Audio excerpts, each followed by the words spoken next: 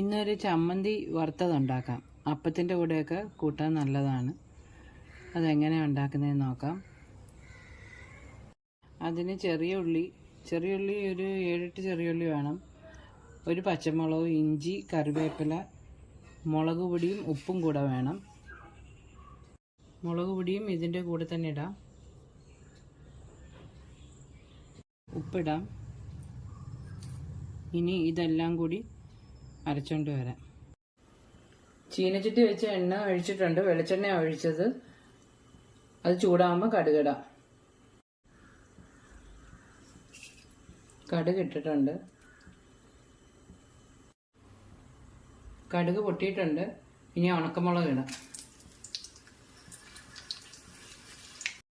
കറിവേപ്പിലയും കൂടി ഇടാം. അരച്ചു വെച്ച് ചമ്മന്തി അതിനകത്തോട്ട് ഇടാം. ഇനി ഇത് നല്ലോണം വറുത്തെടുക്കാം. ഇപ്പോൾ വെള്ളം വറ്റിയിട്ടുണ്ട്.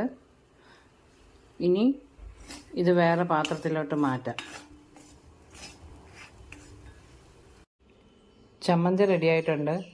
അപ്പത്തിൻ്റെ കൂടെയും ദോശയുടെ കൂടെയും നല്ലതാണ്. അപ്പത്തിൻ്റെ കൂടെയാണ് നല്ല ടേസ്റ്റ്.